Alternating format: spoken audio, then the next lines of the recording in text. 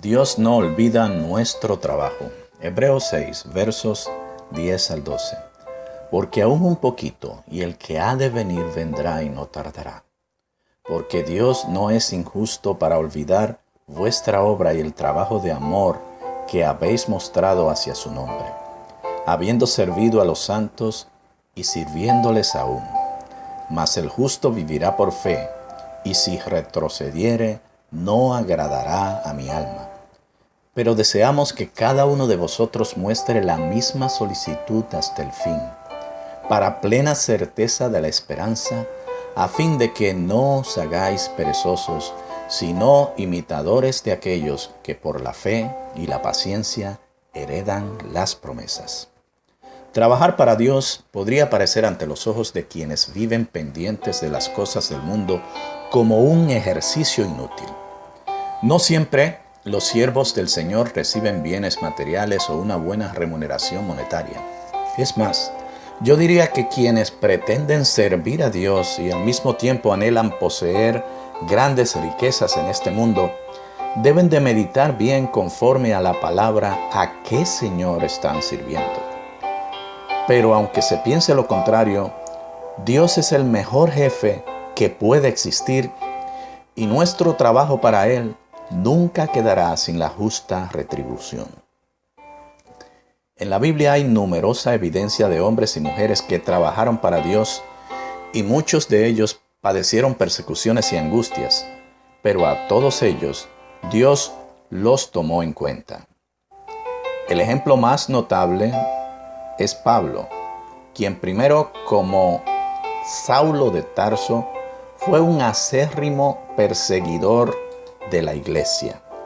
Luego de su conversión y transformación en el apóstol de los gentiles, Pablo fue el más prolífero autor del Nuevo Testamento. En varias de sus cartas, Pablo describe su trabajo como apóstol y lo que el Espíritu de Dios le inspira a escribir con respecto a trabajar para Dios. Primera de Corintios 9:7 dice: ¿Quién fue jamás soldado a sus propias expensas? ¿Quién planta viña y no come de su fruto? ¿O quién apacienta el rebaño y no toma la leche del rebaño? Vemos que quien realiza un trabajo siempre va a recibir su salario o remuneración de parte de su empleador. Todo empleado de una oficina o fábrica va a recibir su sueldo o salario en el día correspondiente y conforme a lo que ha quedado establecido en su contrato de trabajo. Hay diferentes formas en las cuales reciba su paga: semanal, bisemanal, mensual, por comisiones, etc. Pero siempre va a recibir compensación por su tiempo utilizado en su lugar de trabajo. Dios nunca contempló que no hubiera recompensa por trabajar para su reino. Primera de Corintios 9, del 13 al 14 dice: ¿No sabéis que los que trabajan en las cosas sagradas comen del templo y que los que sirven al altar del altar participan? Así también ordenó el Señor a los que anuncian el Evangelio que vivan del Evangelio. No debe considerarse como un escándalo que un predicador de la palabra reciba un salario por eso. Primero que nada, es su trabajo. Y en segundo lugar, la Biblia lo dice muy claramente. Así también ordenó el Señor a los que anuncian el Evangelio que vivan del Evangelio. Pablo renunció a su legítimo derecho de vivir del Evangelio, como dice Primera de Corintios 9:18. ¿Cuál pues es mi galardón?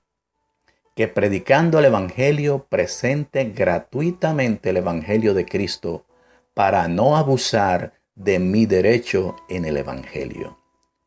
Dios no obligó a Pablo a que predicara en forma gratuita el Evangelio, sino que él lo hizo voluntariamente. Cualquiera puede elegir entre seguir el ejemplo de Pablo o aceptar su salario como un empleado del reino de Dios. En ambos casos hay fundamento bíblico que los respalde. Lo que sí podemos estar seguros es que Dios jamás va a olvidar nuestro trabajo en este tiempo y en la eternidad. Dios te bendiga.